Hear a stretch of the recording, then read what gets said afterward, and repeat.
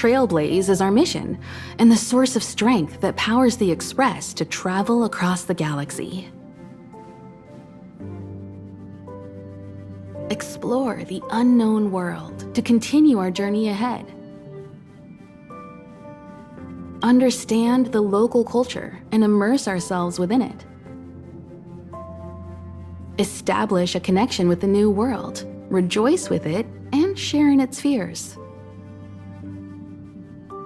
Connect worlds together, carving an endless path.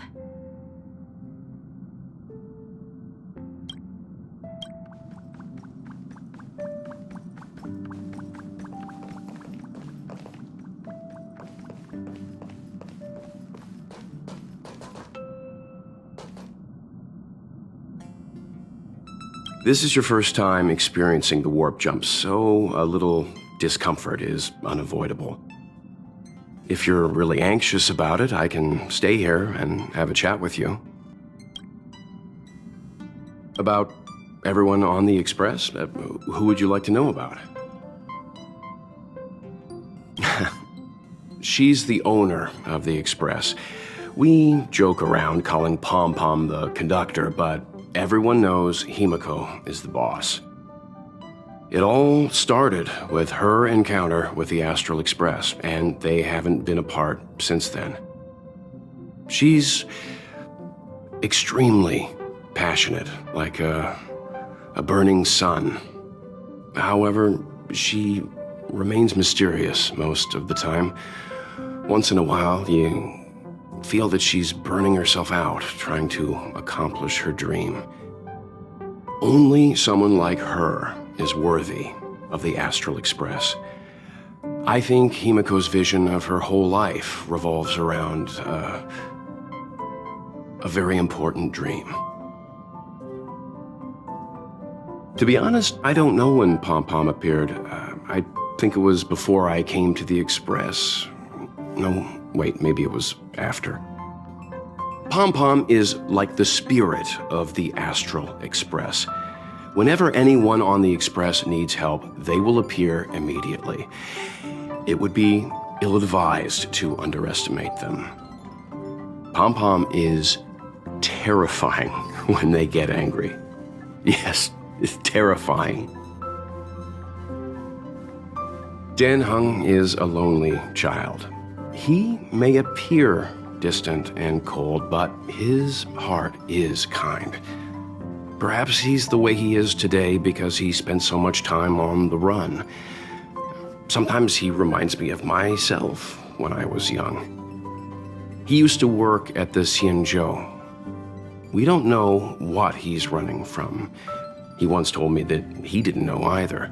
All he knew was that something was chasing him and that he had to run. So he boarded the ship of a troupe called the Morning Actors and escaped the IPC. After a while, he made his way to the Express, and he's stayed here longer than anywhere else. Don't worry. No matter who or what wants to hurt Dan Heng, we won't let them. Those who dare attack members of the Astral Express should be prepared to suffer the wrath of me and Himiko. Did Himiko tell you about March 7th? She was trapped in ice, floating through space. We happened upon her and rescued her. It was a unique type of ice known as six-phased ice, a substance that adheres to imaginary law, meaning that external forces cannot change its form. Whoever sealed her inside the six-phased ice, no matter who it is, did so either to protect her or banish her. I believe she had been floating through space for some time.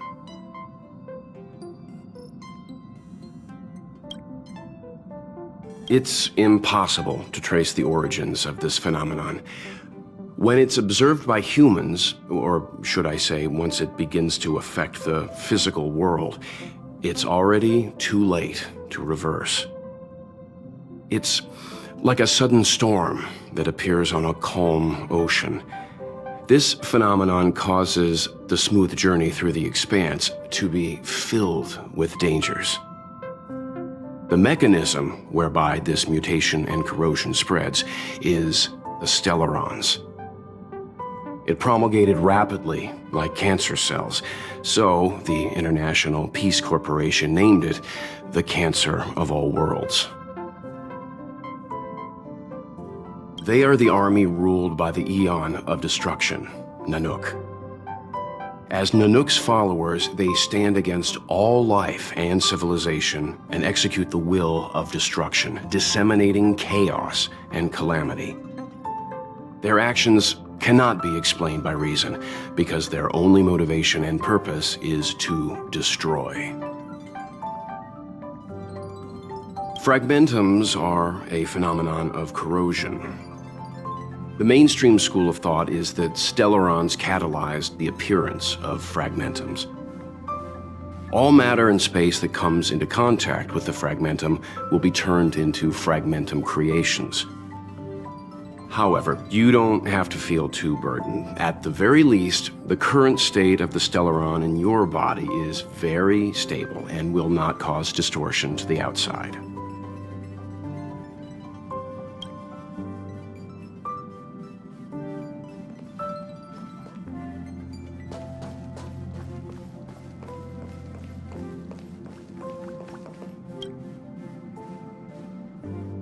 You took long enough. But at least everyone's here now. He won't be here, so just leave him be. Oh yeah, take these. A tiny bonus from the conductor to the passenger. Think of it as an investment in your future growth.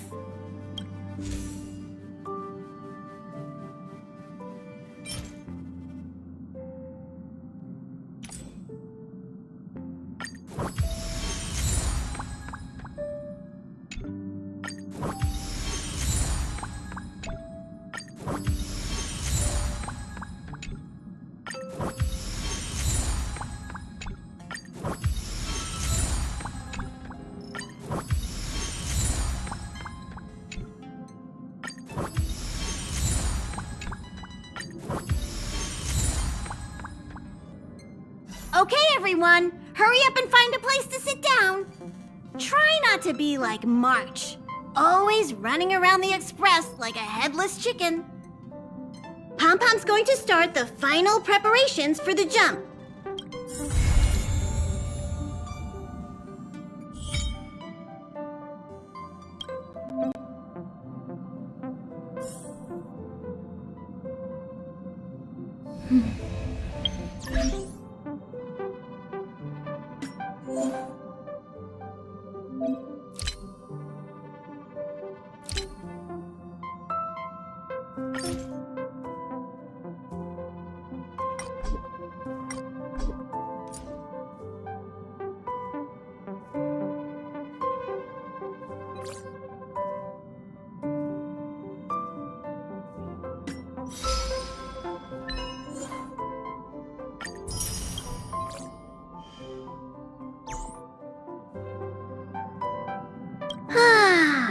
Standing for such a long time makes Pom-Pom want to take a nap.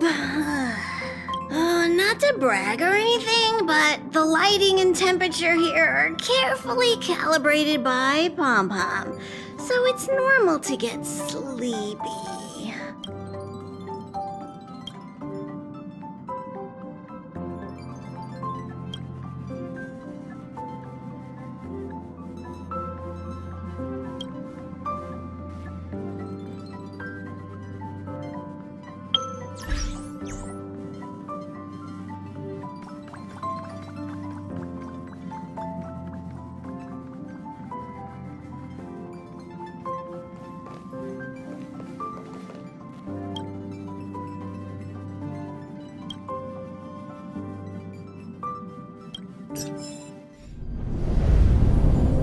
The universe. The Astral Express. Eons. Did I get dragged into a science fiction movie or something? This stellaron thing in my Are you body? counting the stars? I've done stuff like that before. But it wasn't stars for me, though. It was lights. When I first woke up after being rescued from the ice, I could see clusters of stars in front of me. I reached out for them automatically, but they turned out to be the carriage ceiling lights. The whole crew was watching me. It was pretty embarrassing.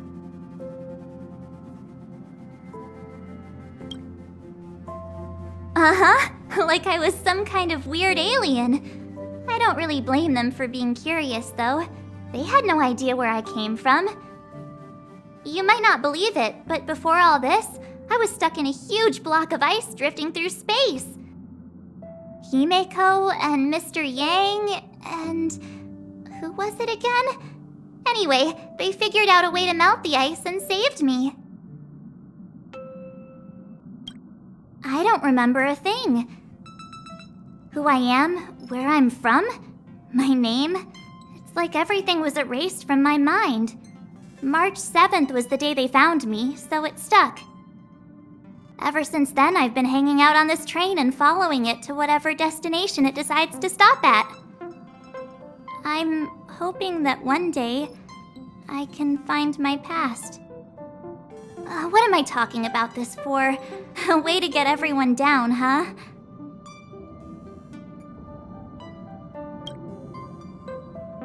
It's fine. I was the one who brought it up. Cheer up!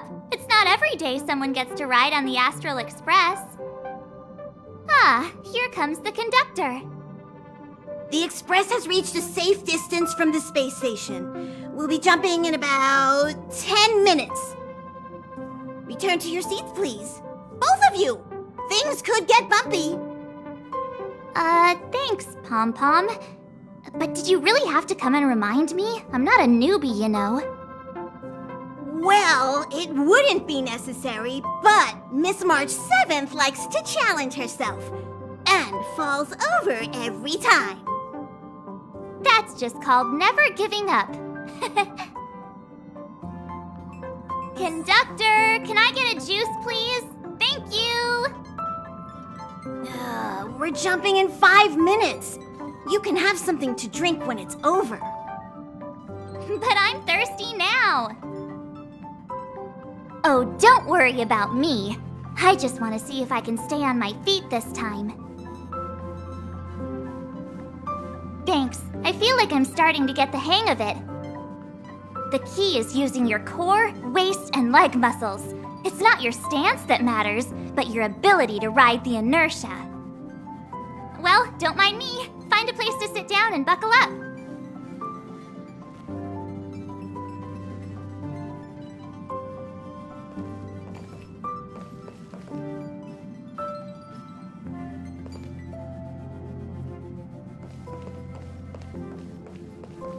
Our next stop is a small planet called Eurilo 6. It's been thousands of years since the last time the Express paid a visit. The databank shows it was a lush and beautiful place, but after all this time, it's possible that dramatic changes have occurred. Jumps are like this. They may feel novel the first few times, but you'll slowly get used to them after a few more. As for the mechanism, well, if you're interested, I'll explain it to you in detail when we have more time. For now, just sit and wait. Remember to close your eyes. It helps with the dizziness.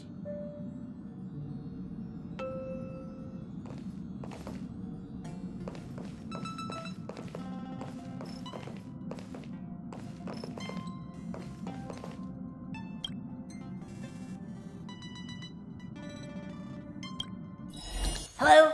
Hello, hello? All passengers, please return to your seats. The train is about to make the jump. Hold on, everyone. I won't fall over. I won't fall over. I won't fall over. 5, 4, 3, 2, 1.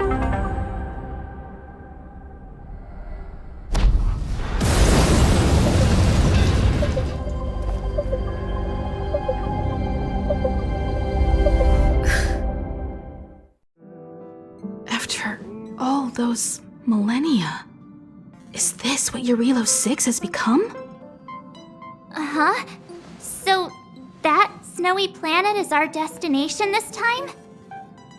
Yes. Looks like this trailblazing expedition won't be easy. Spatial readout anomaly. Star rail stability is down to 12%.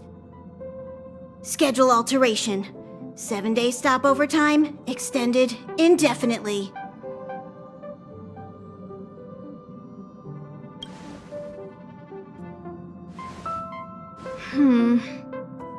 The complex locality of this world has been affected somehow. The star rail has been blocked off by something.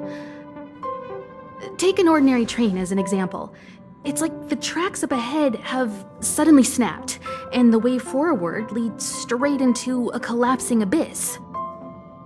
The only sensible thing to do would be to brake hard, right? If we try to force our way ahead, there could be a hefty price to pay. This again? Don't tell me. It's gotta be. The results of the preliminary analysis are here. The anomaly stems from a Stellaron, as always.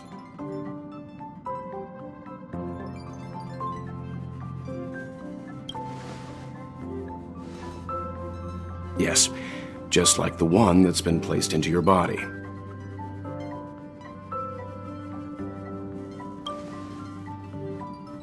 Stellarons are clouded in mystery. Even Herta isn't able to fully understand them. But there's no need to worry. This isn't the first time our route has been obstructed by a Stellaron. Even if we don't know much about them, at least we know how to neutralize their influences. The only thing we can say for sure is that their arrival causes massive changes to civilizations and ecosystems. They also generate distortions in space, such as fragmentums. There must be an inextricable connection between the Stellaron we're dealing with here and Eurilo 6 becoming a frozen planet. Our current theory is that Stellarons are seeds of disaster, planted by a certain Aeon throughout the universe. We can't continue to trailblaze without removing the source of the disaster.